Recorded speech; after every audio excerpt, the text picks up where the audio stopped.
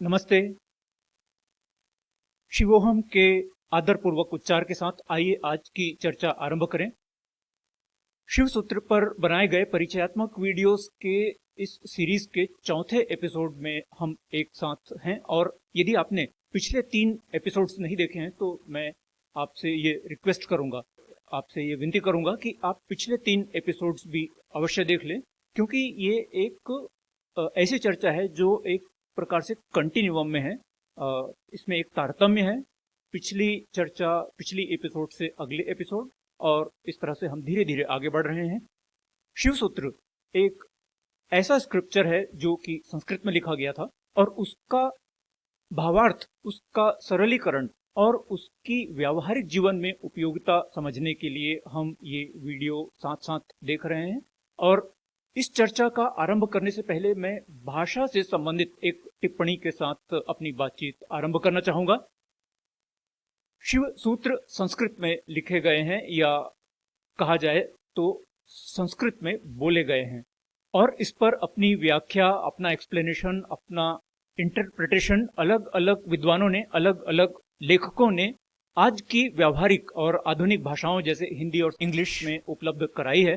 किंतु फिर भी, क्योंकि भाषा की एक विशिष्टता, एक यूनिकनेस होती है, यही बात संस्कृत पर भी लागू होती है। और मैं आपके साथ अपने स्कूल के दिनों से एक एनेक्डोट, एक दृष्टांत शेयर करना चाहूंगा, और मुझे ध्यान आता है ये कक्षा 6 या कक्षा 7 की पुस्तकों में हुआ करता था। संस्कृत में एक पाठ था जिसका शीर्षक संभवतः दधिमानय इस प्रकार से था। उस कहानी का सार ये था कि एक नवयुवक जो किसी दूसरे गांव में एक अतिथि, एक गेस्ट के रूप में जाता है, और जब वहां पर भोजन परोसा जाता है उस समय जैसा कि होता है कि एक एक करके व्यंजन और डिशेस जो हैं वो थाल में परोसे जा रहे हैं, तब जब घर की गृहिणी और महिलाएं उससे भोजन परोस रही थी तब उसने कह दिया दधि माने। दधि माने का एक अर्थ होता है दही चाहिए या दही लेके आए, और एक दूसरा अर्थ ये भी निकल सकता है कि दही नहीं चाहिए, दही ना लेके आए। दधिम आनय अर्थात दही लेकर आए, दधि म आनय दही ना लेकर आए। म अर्थात यहां पर नकारात्मक ना से है। जैसा हम सब श्रीमद् भगवद गीता से जानते हैं, कर्मण्येवाधिकारस्ते मा फलेषु कदाचन। कर्म करने पर ही हमारा अधिकार है, फल पर नहीं। मां फलेषु कदाचन। तो संस्कृत के उस पाठ में बहुत ही रोचक संवाद के माध्यम से समझाया गया था कि दधि म आने और दधि माने इस प्रकार से भाषा में समझने के स्तर पर अर्थ अनर्थ कैसे संभव होता है। उस गांव की संस्कृति के अनुसार दही मांगना या दही नहीं मांगने में से एक शिष्टाचार के अनुसार संगत अर्थात अप्रोप्रिएट नहीं था, और इसमें यह समझाया गया था कि उस युवक की पत्नी ने बातचीत को कैसे संभाला था। लगभग इसी तरह का अर्थ अनर्थ आज भी देखने में आता है जब श्री रामचरितमानस से एक दोहा, ढोल शूद्र पशु अरु नारी सकल ताड़ना के अधिकारी। यहां पर ताड़ना, ताड़ना अर्थात एक ओर तो इसका अर्थ होता है थाप देना, थपकी देना, थपकी देने से ही ढोल बजती है, ढोल से एक संगीत निकलता है, और दूसरी ओर ताड़ना अर्थात मॉनिटर करना, दृष्टि रखना, सुपरवाइज करना। जैसे हम बोलते हैं कि मैंने पहले से ही ताड़ लिया था कि आज शाम तक वर्षा हो जाएगी। ताड़ना अर्थात देखना, सुपरवाइज करना, मॉनिटर करना, दृष्टि रखना, नियंत्रण रखना। तो एक ही शब्द ताड़ना के 2 अर्थ, थाप देना और मॉनिटर करना, सुपरवाइज करना या दृष्टि रखना। और ऐसा सभी भाषाओं में होता है। एक बहुत ही सरल एग्जाम्पल लेते हैं, इंग्लिश में लाइट, इसके अनेक अर्थ होते हैं, प्रकाश, हल्कापन और जलाना। तो शिव सूत्र की अच्छी तरह से व्याख्या देने और शिव सूत्र की अच्छी तरह से अपने लिए व्यावहारिक समझ डेवलप करने में भी यही बाधा आती है। किंतु फिर भी इन वीडियोस के माध्यम से एक छोटा सा प्रयास था कि आप इसकी उपयोगिता और इसकी व्यावहारिकता अपने परिप्रेक्ष्य में, अपने कॉन्टेक्स्ट में देख सकें। और इसी बात को ध्यान में रखते हुए आगे आज की चर्चा आरंभ करते हैं। हमने देखा था कि शिव सूत्र के माध्यम से अपने जीवन में आध्यात्मिक प्रगति करने के लिए 3 मार्ग हैं: विचार शून्यता, एकाग्रता और सक्रियता। विचार शून्यता से संबंधित 22 सूत्र दिए गए हैं शिव सूत्र में।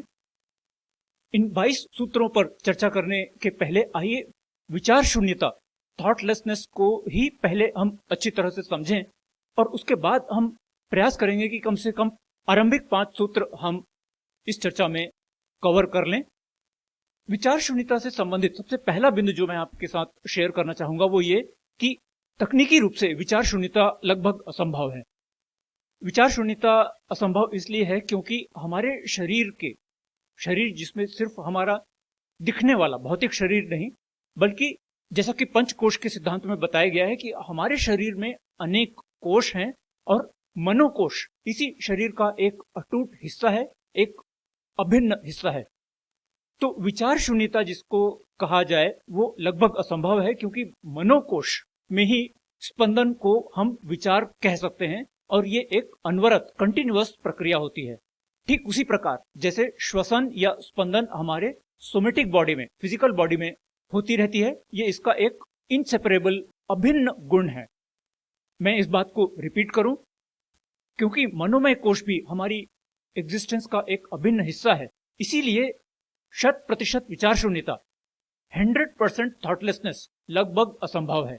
और इसीलिए हमें 2 शब्दों को या 3 शब्दों को समझना चाहिए: विचार, विमर्श और भाव। विचार, विमर्श और भाव। विचार अर्थात वे थॉट वेव्स जिसको हम एक्टिवली सोचते हैं, जिसको हम एक्टिवली अपने ही मन में परसीव कर पाते हैं, जिसका ओरिजिन हमारे किसी इंद्रिय के कारण होता है, हमारे किसी परसेप्शन के कारण होता है। उदाहरण के लिए इस बॉल को देखकर मेरे मन में एक थॉट आ सकती है, द बॉल इज स्फेरिकल और the ball is green in colour. तो क्योंकि मैंने इस गेंद को देखा इसलिए और उसके बाद मेरे मन में एक विचार आया कि गेंद जो है वो गोल है, गेंद हरे रंग की है। So this is the thought which has emerged after a perception has come into our impression. तो विचार जो होते हैं वो लगभग विजिबल या अनुभव में आ सकने वाले ट्रिगर्स के कारण उठने वाली तरंगें, उठने वाले वेव्स होते हैं, जबकि विमर्श स्वतः ऑल बाय इटसेल्फ अपने ही आप अंदर ही अंदर एक प्रकार से प्रकट होते हैं, एक प्रकार से उत्पन्न होते हैं। उदाहरण के लिए आप 2-3 मित्र बहुत देर से चर्चा कर रहे हैं कि इस वीकेंड में क्या किया जाए और कुछ अच्छा सोच नहीं पा रहे हैं, और जब थक कर बातचीत बंद कर देते हैं तो मानो अचानक यकायक suddenly one of you is able to connect with your inner voice. अपने अंदर की आवाज से आप में से एक मित्र कनेक्ट होते हैं और सडनली बोल पड़ते हैं कि क्यों ना हम एक साथ मिलकर चलें और दादी के पास या नानी के पास जाके उनको सरप्राइज दें। तो जब हम एक्टिवली सोचना बंद करते हैं, अपने आप को सोचने के लिए फोर्स करना बंद कर देते हैं और जब अंदर की आवाज को उठने देते हैं, तब जो तरंग उठती है उसे विमर्श कहा जाता है। यहां पर फिर भाषा की एक लिमिटेशन हमारे को देखने को मिलती है कि विमर्श के लिए सटीक शब्द इंग्लिश में क्या है, एटलीस्ट इस समय मैं नहीं सोच पा रहा हूं। तो विचार, एक्टिव थिंकिंग, विमर्श, जब हम एक्टिव थिंकिंग को एक कंट्रोल करते हैं तब अपने आप उत्पन्न हुए विचार, तरंगें, और तीसरा शब्द जो मैं समझना चाहूंगा या समझाना चाहूंगा वो है भाव। भाव अर्थात एक प्रकार के इमोशंस कहा जा सकता है। किसी भी व्यक्ति को देखकर, किसी भी वस्तु को देखकर, किसी भी परिस्थिति में या कभी कभी अपने विषय में ही हमारे मन में अलग अलग प्रकार के भाव उत्पन्न होते हैं। अच्छा लगना, बुरा लगना, एक्साइटेड फील होना, कंफ्यूज्ड फील होना, क्लैरिटी फील होना, शांत पीसफुल फील होना, कॉन्फिडेंट आत्मविश्वास से ओतप्रोत का एक फीलिंग होना। तो ये सब फीलिंग्स, ये सब भाव, हम ये कह सकते हैं कि ये सब हमारे हृदय में, हमारे हार्ट में इनका स्थान होता है, किंतु फिर भी ये वे तरंगे हैं जो हमारे व्यवहार को, हमारे विचार को और हमारे निर्णयों को प्रभावित करते ही हैं। तो यदि विचार नहीं होंगे तो विमर्श होगा, विमर्श नहीं भी होंगे तो भाव होंगे, और यदि भाव भी नहीं है तो एक छोटा सा अहंकार होगा। उदाहरण के लिए मैं इस समय विचार शून्य हूं, I am absolutely thoughtless at this point of time. तो ये जो मैं है, आई, ये क्या है? अहंकार एक मैंपन का अंश है और इसीलिए टेक्निकली 100% विचार शून्य होना लगभग असंभव है। और शायद इसी प्रकार की शब्दों की सीमाओं को समझते हुए और इसका ध्यान रखते हुए हमें शिव सूत्र के सूत्रों का भावार्थ समझने का प्रयास करना पड़ता है और इन सूत्रों की अपनी जीवन में, व्यवहारिकता में, अपने कंटेक्स्ट में क्या उपयोगिता है, ये समझते हुए आगे बढ़ना पड़ता है।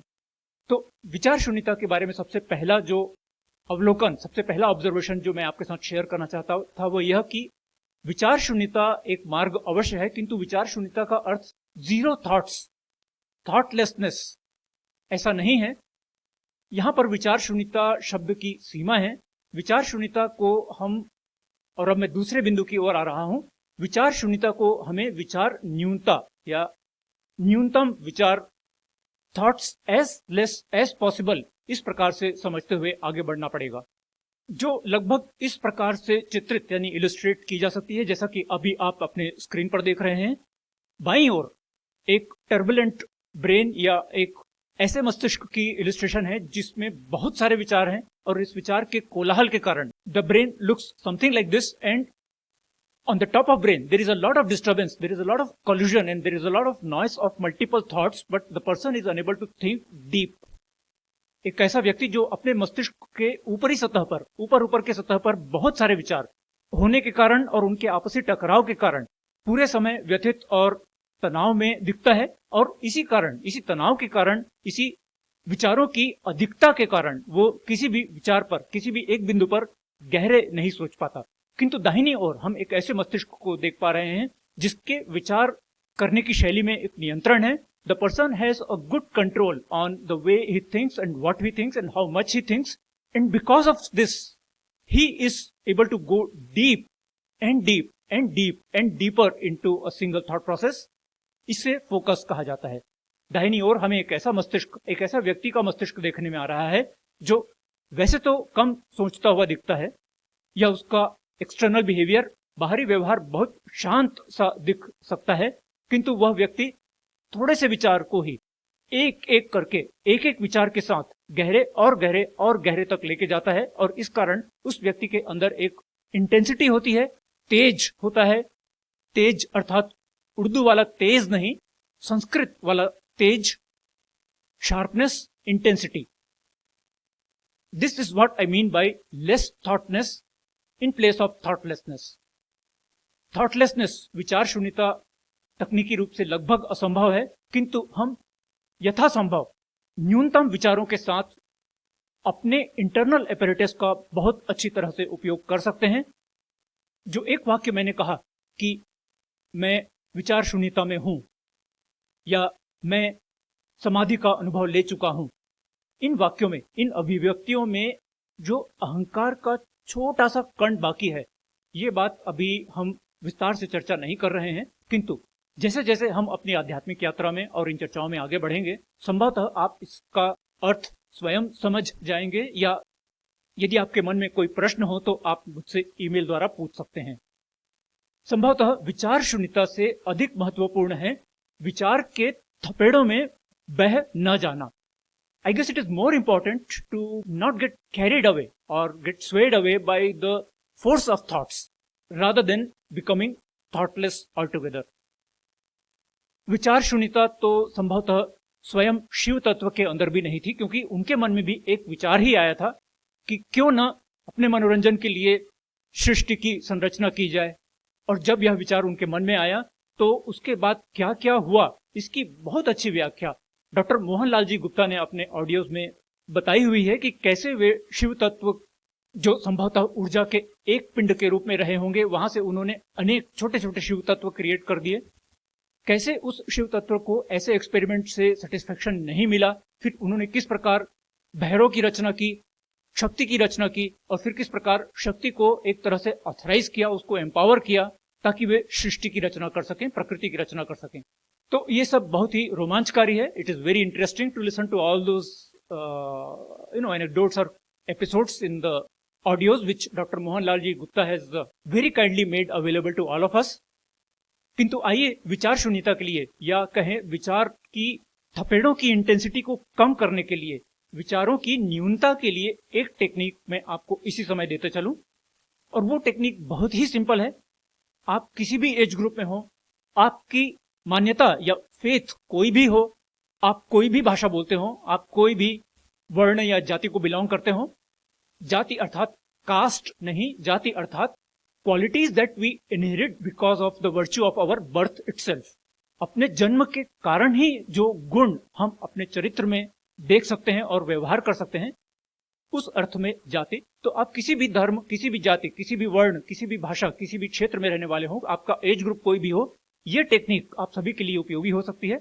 मैंने इसका बार बार अनेक बार उपयोग किया है, और ये तकनीक है एक बहुत ही सरल कंपन या स्पंदन की, जिसको हम अपने ही शरीर में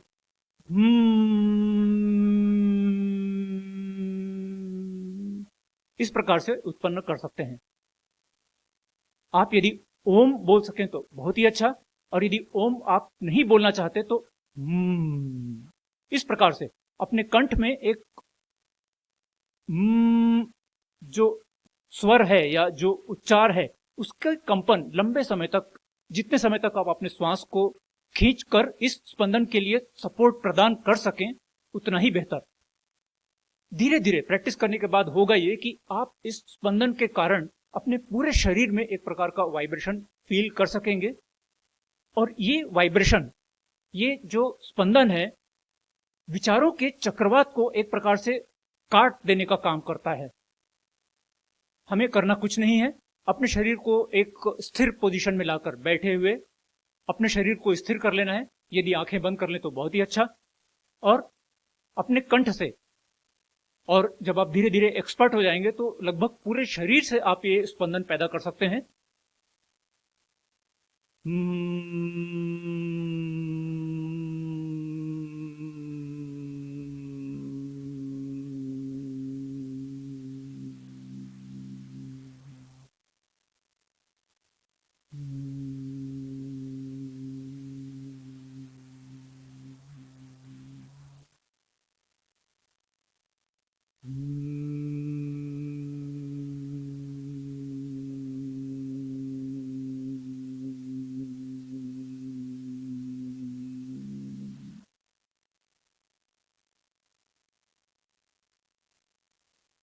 ये एक तकनीक है अपने विचारों की तरंग को, अपने विचारों के चक्रवात को, अपने विचारों के भंवर को रोकने के लिए और काटने के लिए। जब जब आपको ऐसा लगे कि तनाव हो रहा है, जब जब आपको ऐसा लगे कि एक स्पष्ट तरीके से आप नहीं सोच पा रहे हैं, जब जब ऐसा लगे कि हम स्वयं के ऊपर नियंत्रण लगभग खो रहे हैं, तब यदि हम इस तकनीक का उपयोग कर लेंगे तो आप देखेंगे कि तुरंत आप अपनी पूरी एग्जिस्टेंस के उस लेयर के साथ कनेक्ट हो जाएंगे जिसे हम बार बार चैतन्य या आत्मा के रूप में संबोधित कर रहे हैं। शिव सूत्र का पहला सूत्र है चैतन्य आत्मा, अर्थात हमारे एग्जिस्टेंस का वो पतला सा layer, the core of our existence, जिस पर ये पूरा जीवन आधारित है। जब हम उस चैतन्य के संपर्क में आते हैं तो उस चैतन्य के जो गुण हैं, आनंद, स्वेच्छा और स्वतंत्रता, हम वैसा ही अनुभव करने लगते हैं, वैसा ही फील करने लगते हैं। हमारे अंदर जो एक तनाव था चांटिंग के बाद, इस तकनीक का उपयोग करने के बाद हम अपने आप में एक आनंद का अनुभव करने लगेंगे। The joy for which we don't need any specific reason, being joyful with yourself. अपने आप में, स्वयं में प्रसन्न रहना और आनंद में रहना, ऐसा अनुभव में आने लगेगा। ये संभव है कि इस तकनीक का अच्छी तरह से उपयोग करने के लिए आपको किसी के मार्गदर्शन की आवश्यकता पड़ सकती है। यदि ऐसा लगे तो किसी का मार्गदर्शन ले लीजिए, वहां पर अहंकार मत रखिए। Don't let your ego become an obstacle for taking mentoring और guidance from somebody if you need to learn to use this simple technique. विचार शून्यता को समझने के लिए जो अगला दृष्टिकोण, अगला बिंदु मैं आपके साथ शेयर करना चाहूंगा, वो ये कि विचार शून्यता वास्तव में वह मनस्थिति है जब हमें मौन या शांति विचलित न करे। The state of mind when we are not disturbed by an absolute silence और पीसफुलनेस इन द सराउंडिंग। इस बात को थोड़ा सरल करने के लिए मैं आपको परावाणी की परिकल्पना के बारे में बताना चाहूंगा। देखिए, हम जो बात कर रहे हैं ये एक तरह से माइक में रिकॉर्ड हो रही है और आप अपने कानों से सुन भी पा रहे हैं। तो ध्वनि का, वाणी का एक स्तर ये है। वाणी का अगला स्तर होता है वेखरी वाणी का। वेखरी वाणी अर्थात जिस स्पंदन के साथ हम सोचते हैं, जो मैं सोच रहा हूं वो माइक कैप्चर नहीं कर पा रहा है और नहीं तो आपके कान सुन पा रहे हैं, किंतु शब्द उन विचारों को एक रूप दे रहे हैं और लगभग मन ही मन में अपनी बात सुन पा रहा हूं, समझ पा रहा हूं। एक मन का दूसरे मन के साथ संवाद चालू है। इसे कहा जाता है वेखरी वाणी। किंतु इससे भी सूक्ष्म होता है परावाणी। परावाणी क्या होता है ये बहुत समझाने का प्रयास मैं नहीं करूंगा, किंतु आप बहुत शीघ्रता से समझ जाएंगे। यदि हम गार्डन में जाके 15 मिनट बैठते हैं तो आसपास पूरे प्रकृति में, हवा में, वृक्षों में, पेड़ पौधों में, घास फूस में, जो सामने जलाशय या छोटा सा पॉन्ड है उसमें, चट्टानों में, पर्वतों में, अंतरिक्ष में, एक प्रकार की बहुत बहुत बहुत ही सूक्ष्म super super super micro pulsations और वाइब्रेशंस हैं, स्पंदन है, जिसे हम परावाणी कह सकते हैं। तो जब हमें इस प्रकार की मौन, इस प्रकार की साइलेंस, इस प्रकार का क्वाइटनेस डिस्टर्ब ना करे, तो ये मान के चलिए कि हम लगभग उस मनस्थिति में पहुंच गए हैं जिसे हम विचार शून्यता कह सकते हैं।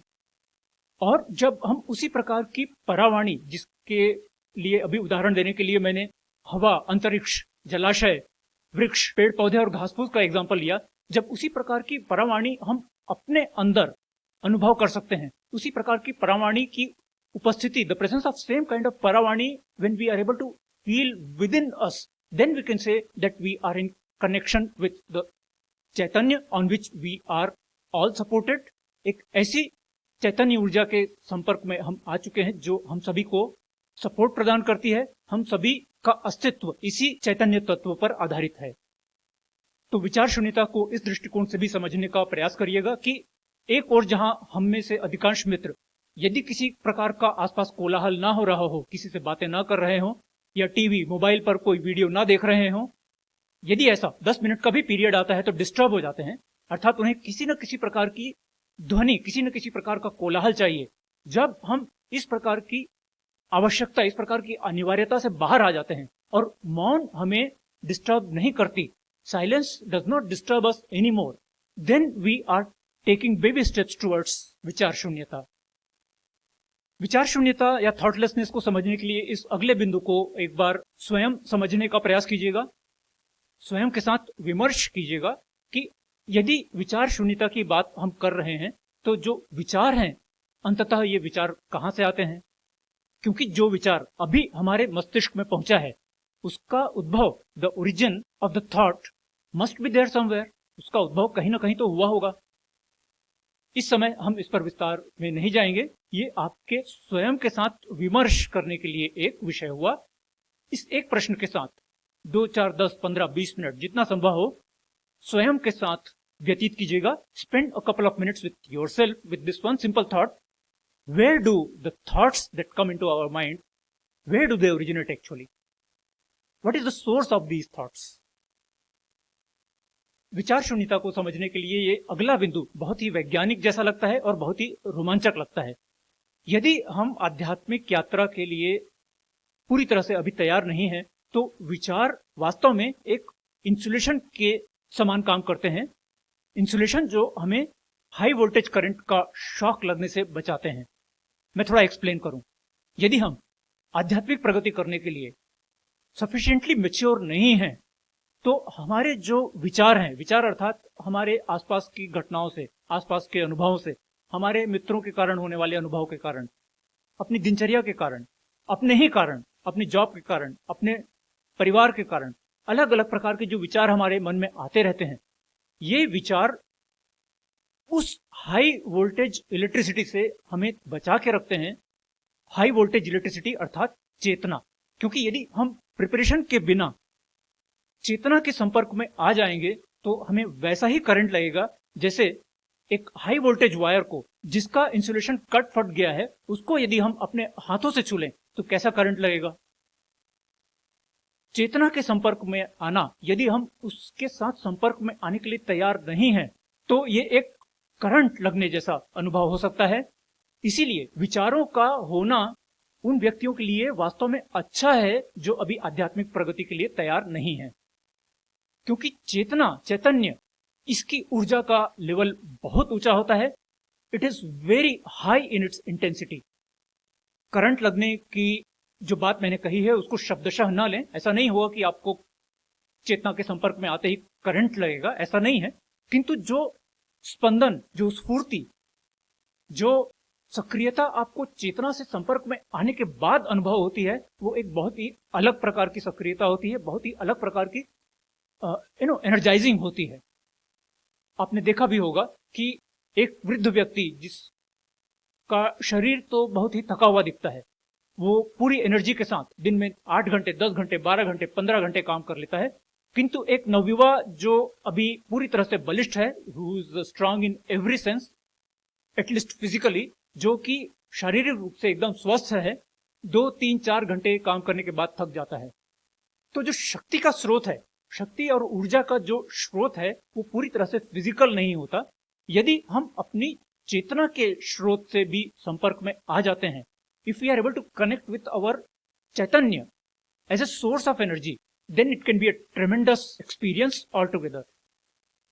और इसीलिए, क्योंकि ये यात्रा धीमे धीमे चलती है, हम सब अपनी आध्यात्मिक प्रगति के मार्ग पे इस समय शून्य पे, 0 पे हो सकते हैं, और वहां से आगे प्रगति धीमे धीमे ही होती है। इसलिए मैं चाहूंगा कि हम इन 3 मार्गों को, विचार शून्यता, एकाग्रता और सक्रियता को, अलग अलग मार्गों के रूप में देखने के स्थान पर इसे एक साइक्लिक फ्रेमवर्क के रूप में देखें। ऐसा नहीं है कि एक व्यक्ति के लिए विचार शून्यता उपयोगी है और दूसरे व्यक्ति के लिए एकाग्रता उपयोगी है और तीसरे किसी व्यक्ति के लिए सक्रियता उपयोगी है। हम सब एक तरह से फ्लक्चुएट होते रहते हैं। हम सभी के लिए एक दिन या कुछ घंटे ऐसे हो सकते हैं जब विचार शून्यता उपयोगी है, और एक ऐसा दिन आ सकता है जब एकाग्रता उपयोगी है, और एक ऐसा दिन हो सकता है जब हमें सक्रिय होकर ऐसे कदम उठाने के लिए फेवरेबल एटमॉस्फेयर बन रहा है कि हम अपनी आध्यात्मिक प्रगति के लिए सक्रियता से कुछ काम करें। तो इसे विचार शून्यता, एकाग्रता और सक्रियता के एक साइक्लिक फ्रेमवर्क के रूप में देखें, जैसा कि इस समय आपकी स्क्रीन में दाहिनी ओर दिखाया गया है। विचार अधिक हो या विचार कम हो, विचार के स्तर पर भी एक तकनीक जिसको हमने पिछले सेशन में विस्तार से डिस्कस किया है, विचार के स्तर पर भी उपयोग में लाई जा सकती है। There is one technique which we have already discussed in the previous episode, can be used even at the level of the thought process, और वो तकनीक है 2 घटनाओं के बीच एक छोटा सा अंतराल होता है जहां पर चैतन्य अपने शुद्धतम रूप में होती है, चेतना अपने शुद्धतम रूप में होती है। Between 2 events, between 2 incidents, there is a moment, there is a very small fraction of time where the Chaitanya Tattva is in its purest form.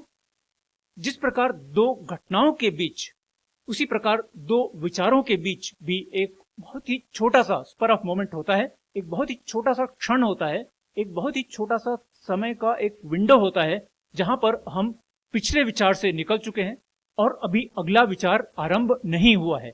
तो 2 विचारों के बीच की इस छोटे से अंतराल को, इस छोटे से विंडो को यदि हम कैप्चर कर पाए, यदि पकड़ पाए, तो मन के स्तर पर हमें बार बार अनेक ऐसे अवसर मिलेंगे जब हम शुद्ध चेतन के साथ संपर्क में बार बार आ सकते हैं। संभव है इस तकनीक का उपयोग करने के लिए भी आपको किसी के मार्गदर्शन की आवश्यकता पड़ सकती है। विचार शून्यता से संबंधित अगला दृष्टिकोण कम से कम समझने में सरल है और इसको व्यवहार में लाने में हो सकता है थोड़ा समय लगे हम सबको।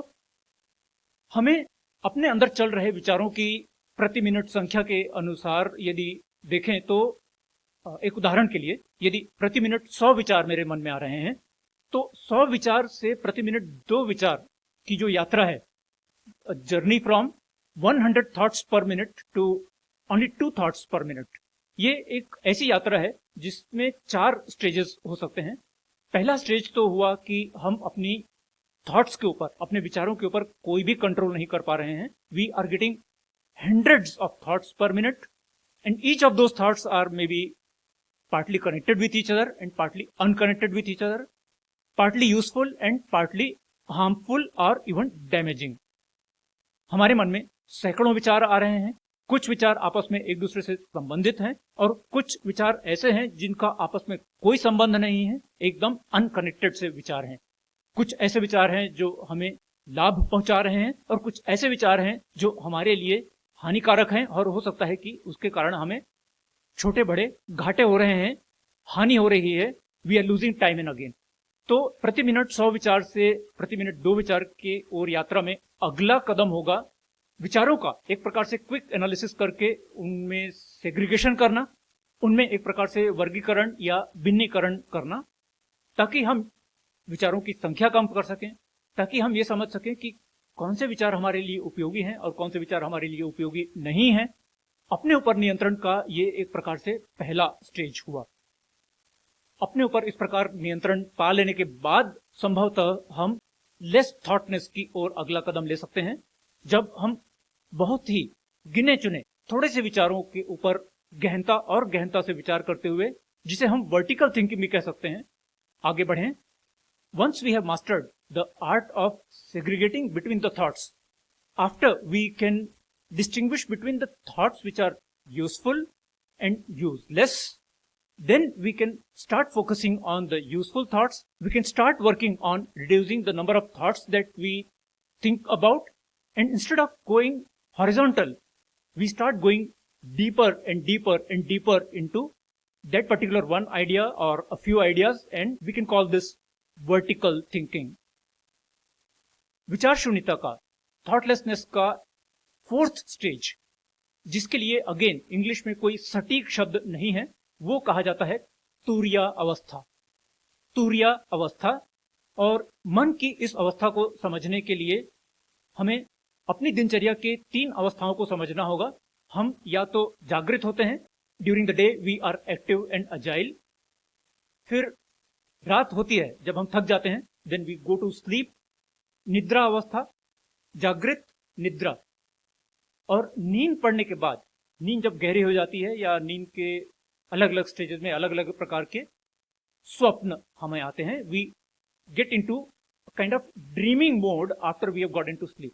तो जागृत, निद्रा और स्वप्न, इन 3 प्रकार की अवस्थाओं के बारे में तो हमें मालूम है, किंतु जो तुरिया अवस्था है वो एक प्रकार से जंक्शन पॉइंट है, जब हम सोने ही वाले हैं किंतु अभी सोए नहीं हैं, जब हम सोने के लिए लगभग तैयार हैं, हमें नींद आ रही है किंतु अभी नींद पड़ी नहीं है।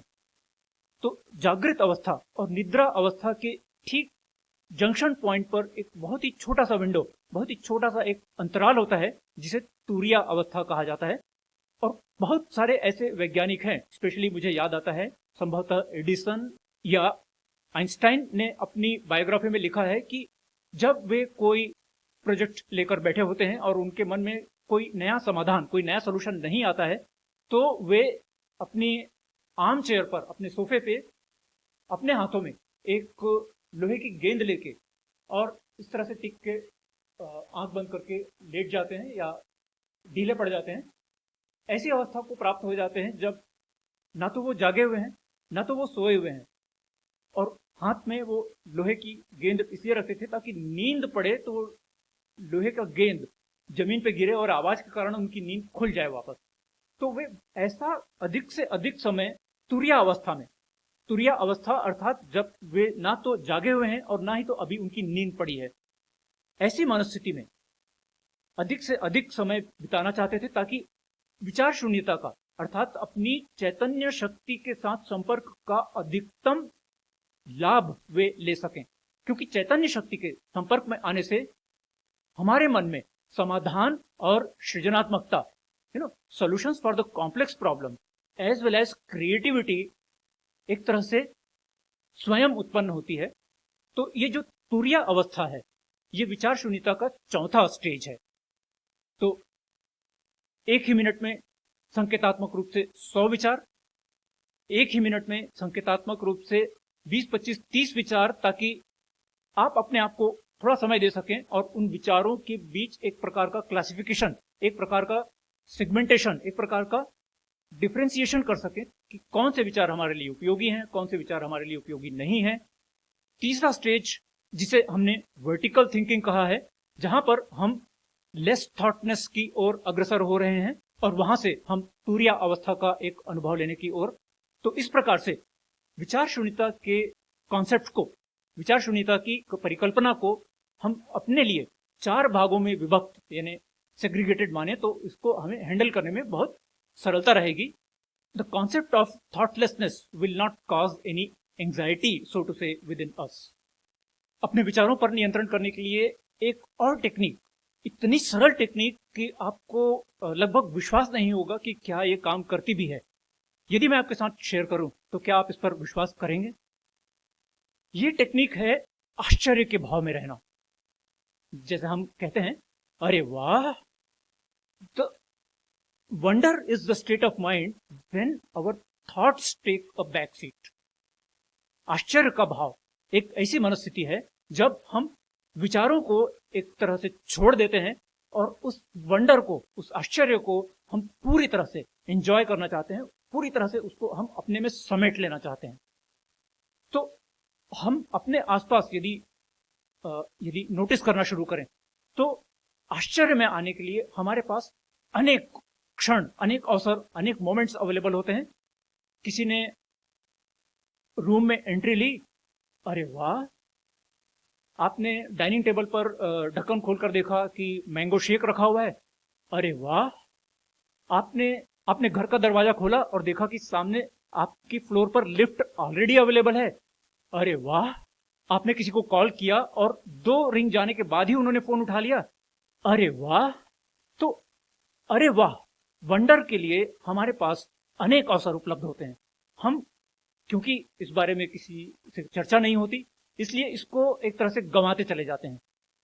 और यदि दिन में 5, 7, 10 बार अरे वाह अर्थात वंडर का एक्सपीरियंस कर लिया तो धीरे धीरे हमारे मन की मनस्थिति, हो सकता है ऐसा होने में 2 महीने, 4 महीने, 6 महीने लगे, किंतु धीरे धीरे हमारी मनस्थिति ऐसी हो जाएगी कि छोटे मोटे विचार हमारे मन में आएंगे ही नहीं।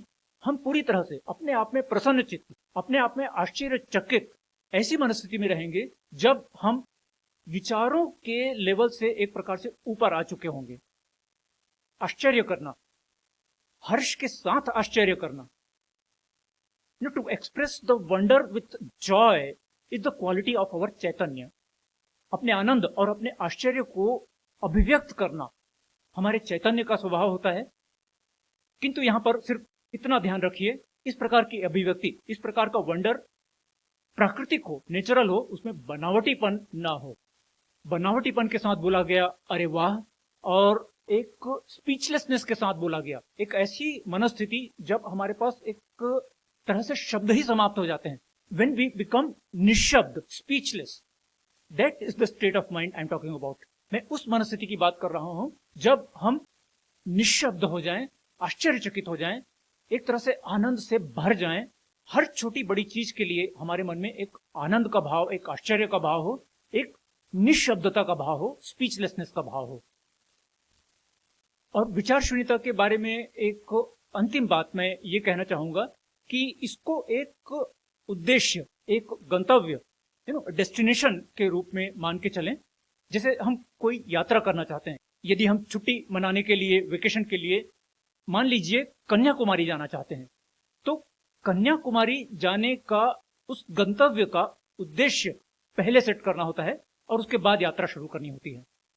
ठीक उसी प्रकार विचार शून्यता का या लेस थॉटनेस का या तुरिया अवस्था का, इन सब बातों को यदि अभी हम व्यवहार में नहीं ला पा रहे हैं, ये परिकल्पनाएं, दीज कॉन्सेप्ट्स यदि अभी हमारे मन में बैठ नहीं पा रही हैं, यदि हम इसको तार्किक रूप से, इंटेलेक्चुअली यदि अभी इसको हम स्वीकार नहीं कर पा रहे हैं, तो इसको एक गंतव्य, एक डेस्टिनेशन के रूप में देखें और अपनी यात्रा के लिए इसे एक डेस्टिनेशन के रूप में स्वीकार करके अगला कदम ले लें। क्योंकि ऐसा हमेशा होता है कि पहले हमें अपनी गंतव्य, अपना डेस्टिनेशन सेट करना होता है और उसके बाद यात्रा शुरू करनी होती है। तो विचार शून्यता को चैतन्य से संपर्क में आने की जो एडवांस लेवल टेक्निक्स हैं, जो अग्रिम स्तर की जो तकनीकें हैं, उसको अपना डेस्टिनेशन मान के, उसको अपना गंतव्य मानकर अभी अपनी यात्रा शुरू कीजिए और संभव है विचार शून्यता की कुछ तकनीकें अभी आपके लिए उपयोगी ना हो सकता है आपको एकाग्रता और सक्रियता का मार्ग ज्यादा उपयोगी हो, किंतु फिर भी क्योंकि गंतव्य, क्योंकि ऑब्जेक्टिव, डेस्टिनेशन, गोल पहले सेट करना होता है, उस प्रकार से देखते हुए अपनी आध्यात्मिक प्रगति के लिए एक प्लान ऑफ एक्शन या एक एक्टिविटी चार्ट या अपने लिए एक टाइम टेबल बना के आप एक छोटा सा कदम ले सकते हैं। आइए शिव सूत्र के इन 5 आरंभिक सूत्रों के साथ आज की चर्चा का समापन करते हैं। सूत्र और उसके बाद बहुत ही संक्षिप्त सा एक वर्णन, एक व्याख्या, एक एक्सप्लेनेशन। विचार शून्यता जिससे डॉक्टर मोहन गुप्ता जी ने शांभवोपाय कहा है, उसमें 22 में से शुरू के 5 सूत्र इस प्रकार हैं। चैतन्य आत्मा ज्ञानम बंधः योनिवर्ग कला शरीरम उद्यमो भैरवः शक्ति चक्र संघाने विश्व संहारः। इस पर छोटी छोटी व्याख्या। चैतन्य आत्मा, इसके विषय में हमने पहले एपिसोड में ही थोड़ी चर्चा की है कि चैतन्य आत्मा अर्थात अपने अस्तित्व के सबसे आंतरिक स्तर पर यदि हम आत्मा है ऐसा मानते हैं, तो वो आत्मा वही चैतन्य तत्व है जिस चेतना तत्व से पूरी सृष्टि जो हम अपने आसपास देखते हैं और नहीं भी देख पाते चलायमान है। मैं इसे एक बार रिपीट करूं, चैतन्य आत्मा, और इसे थोड़ा सा समझने का प्रयास करते हैं। देखिए, आज वैज्ञानिक इस चीज को मानने लगे हैं कि पूरा विश्व सिंगल ऑर्गेनिज्म है, अर्थात वो ये मानने लगे हैं कि पूरी सृष्टि एक ही ऑर्गेनिज्म अर्थात एक ही, शब्दों के लिमिटेशन के कारण जीव बोल देते हैं, एक ही जीव है। तो उस जीव की चेतना का छोटा सा अंश हमारे अंदर चैतन्य तत्व के रूप में विद्यमान है और उसी चैतन्य तत्व पर पूरा का पूरा जीवन आधारित है। हम जिसे आत्मा बोलते हैं और वो चैतन्य तत्व एक दूसरे से अलग नहीं है। उसी एक चेतना तत्व के छोटे छोटे अंशों से अलग अलग व्यक्ति, अलग अलग जंतु, अलग अलग पेड़ पौधे, अलग अलग वृक्ष, पहाड़, नदी, समुद्र इत्यादि सब कुछ उद्भव में आए हैं। Everything has been created out of the same single source of चैतन्य तत्व। चैतन्य तत्व which is basically a component of that single चेतना। तो इस प्रकार से चेतना के स्तर पर हम सभी एक दूसरे से कनेक्टेड हैं। It's like network of electrical wires. बिजली के तार का एक सिरा जब वॉशिंग मशीन से कनेक्ट होता है तो वॉशिंग मशीन चलाता है, और उसी नेटवर्क के दूसरे तार का सिरा जब एयर कंडीशनर से कनेक्ट होता है तो वो एयर कंडीशनर चलाता है।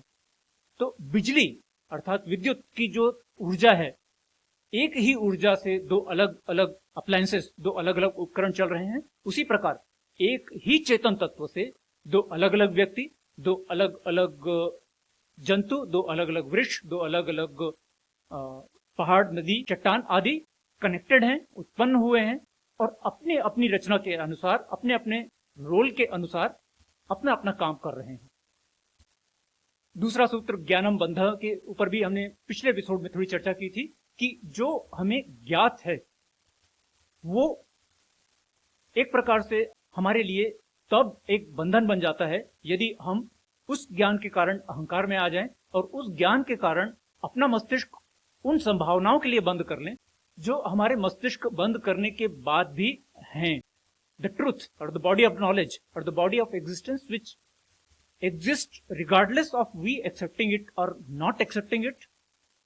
तो ज्ञान अर्थात जो हमें ज्ञात है वो अनेक प्रकार के अन्य ज्ञान, अनेक प्रकार के अन्य बोध के लिए एक बंधन बन जाता है। यहां पर ज्ञान और बोध, the wisdom and awareness are the keywords to understand.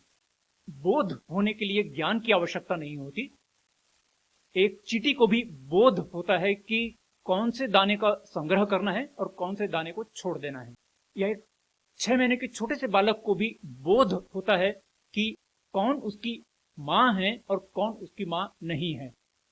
तो ज्ञान अपने आप में एक प्रकार से आवश्यक तो है, किंतु एक प्रकार से बंधन भी है, और इस चीज का बोध होना ही अपने आप में हमारे को बंधन से मुक्त करता है। किंतु ज्ञान बंधन ही वह सूत्र है जिसके कारण हमें ये बोध आ सकता है। तीसरा सूत्र बहुत ही रोचक है, योनि वर्ग कला शरीरम। यहां पर दो शब्द हैं, योनि वर्ग कला शरीरम।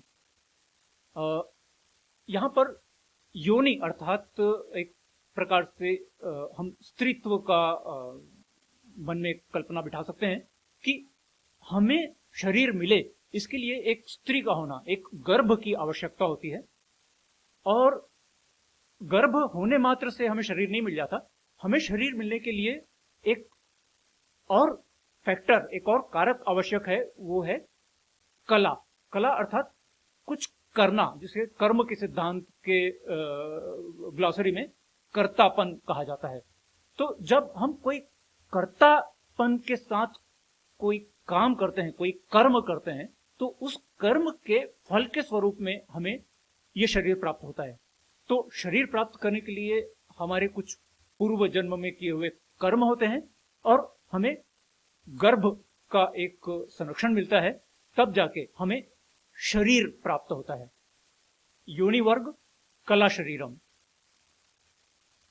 यहां पर हमारे कर्म के अनुसार हमें योनि एक उचित वर्ग का मिलता है, इस तरह से भी हम समझ सकते हैं। तो योनि वर्ग कला शरीरम, ये थोड़ा समय लेके चिंतन करके समझने जैसा एक बहुत ही रोचक सूत्र है।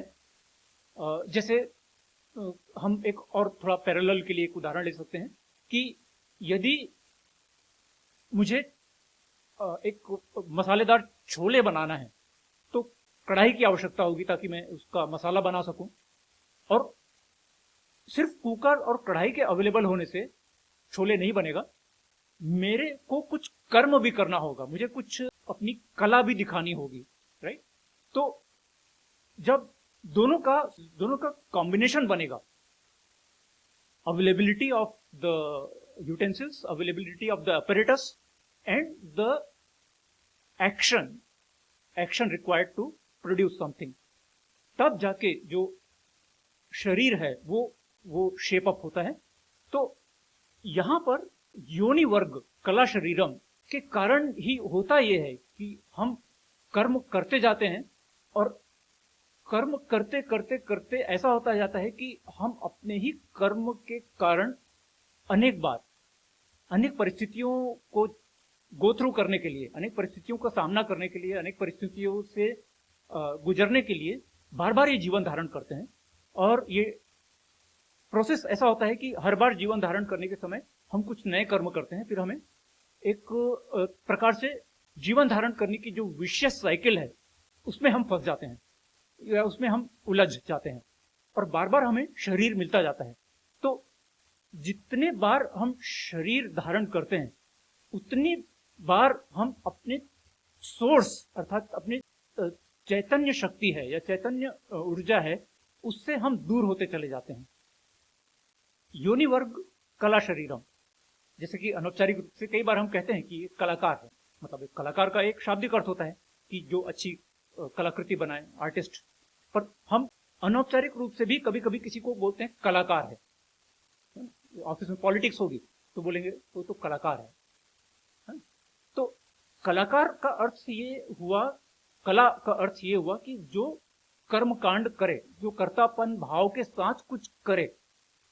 तो कर्तापन का भाव के कारण शरीर मिलता है, राइट।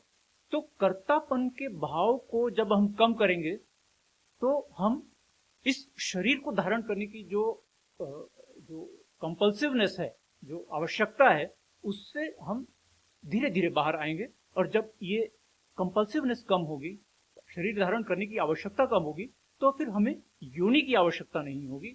और जब हम योनि की आवश्यकता से दूर होंगे और कर्तापन कम होता चला जाएगा, तो ये गैप वापस कम होना शुरू होगा और हम अपने स्रोत, अपने उद्गम अर्थात अपने ओरिजिन, जो चैतन्य जहां से हम सब की उत्पत्ति हुई है, उस ओर हमारी यात्रा आरंभ हो जाएगी। तो योनि वर्ग कला शरीरम ये समझाने का प्रयास कर रहा है कि अंततः हमें शरीर क्यों मिला है, क्योंकि इस शरीर के कारण ही हमें बार बार परेशानियों और अलग अलग प्रकार की संकट और परिस्थितियों का सामना करना पड़ता है। तो जिसके कारण हम बार बार मोक्ष की कल्पना करते हैं कि ऐसी स्थिति बने कि मुझे वापस इस जीवन के जाल में उलझना ना पड़े, ये शरीर धारण ना करना पड़े। तो मोक्ष की प्राप्ति के लिए यदि हम इस सूत्र को समझ सके तो हमें बहुत सहायता मिल सकती है। योनिवर्ग कला शरीरम, बहुत गहन अर्थ है और बहुत विस्तृत व्याख्या की जा सकती है, किंतु आइए ये कैसे संभव होगा इसे समझाने के लिए तुरंत अगला सूत्र दिया गया है, उद्यमो भैरव। उद्यमो भैरव अर्थात कर्तापन से बाहर आने के लिए, जीवन चक्र से छूटने के लिए हमें बहुत ही उच्च कोटि का उद्यम करना होगा। बहुत ही उच्च कोटि का उद्यम करना होगा, बहुत ही उच्च कोटि के प्रयास करने होंगे। We will have to apply efforts of very high quality, very calibrated efforts will have to be applied if we really want to achieve the moksha, or if we want to come out of the vicious cycle of multiple lives again and again and again and again. तो उद्यमो भैरव, कैसे मालूम चलेगा कि हमने अपनी तरफ से पूरे प्रयास किए हैं, अच्छे से प्रयास किए हैं? उसके लिए अगला सूत्र दिया गया है कि शक्ति चक्र संघाने विश्व संहार। शक्ति चक्र संघाने, हम अपने काम में, नोटिस करिएगा, हाफ हार्टेडली, आधी अधूरी ऊर्जा के साथ, आधी अधूरी क्षमता के साथ, आधी अधूरी कमिटमेंट के साथ लगते हैं। और यहीं पर बताया गया है कि शक्ति चक्र संघाने विश्व संहार। जो विश्व है, विश्व अर्थात अलग अलग प्रकार के शरीर जो हम अपने चारों ओर देख रहे हैं, तो अलग अलग प्रकार के शरीर इसलिए बने हैं क्योंकि अलग अलग लोगों ने अलग अलग प्रकार के कर्म किए हैं। अब इन सब से बन गया विश्व। तो एक विश्व है जिसको हम समग्र विश्व बोल सकते हैं, रिगार्डलेस ऑफ वी और नॉट वी, मतलब हम अपने से अलग एक विश्व की कल्पना कर सकते हैं, और एक विश्व जो हमने अपने आसपास क्रिएट किया हुआ है, मेरा जॉब, मेरे रिलेटिव्स, मेरा बैंक बैलेंस, मेरी गाड़ी, मेरा घर, मेरा परिवार। सो एक ये विश्व होता है मेरा, जिसमें मेरापन है, और एक विश्व जिसको हम समग्र विश्व बोल सकते हैं कि हम हैं या नहीं हैं, वो विश्व तो है। तो जब हम अपनी पूरी शक्ति लगा देंगे और शक्ति चक्र का पूरी तरह से संघान हो जाएगा, संघान अर्थात जब हम इतनी शक्ति लगा देंगे कि हम बच ही नहीं जाए, when we give our 100% to something, then we can say कि जो हमारे प्रयास के कारण कर्तापन आया था वो समाप्त हो जाएगा, और क्योंकि कर्तापन समाप्त हो गया इसलिए विश्व समाप्त हो जाएगा। कम से कम वो एक छोटा सा विश्व जो हमारे कर्तापन के कारण हमारे चारों ओर या हमारे भविष्य में बन जाने वाला था, वो विश्व समाप्त हो जाएगा। तो ये बातें समय लेके, आत्मचिंतन करके, किसी के साथ वार्तालाप करके समझने जैसी है, आत्मसात करने जैसी है। It is something worth letting get absorbed in our thought process. इन 5 सूत्रों को एक बार फिर रिपीट करते हैं और आज का सत्र समाप्त करते हैं। चैतन्य आत्मा ज्ञानम बंध, योनिवर्ग कला शरीरम, उद्यमो भैरव, शक्ति चक्र संघाने विश्व संहार। अगली चर्चा में हम इसी प्रकार के चुने हुए 3 या 4 सूत्रों को थोड़ा विस्तार से देखेंगे। आज की चर्चा के विषय में अपनी प्रतिक्रिया और अपने प्रश्न मेरे साथ अवश्य साझा कीजिएगा। ईमेल आईडी आपके स्क्रीन पर बार बार दिखाया गया है। अगली चर्चा में हम फिर मिलेंगे। नमस्ते।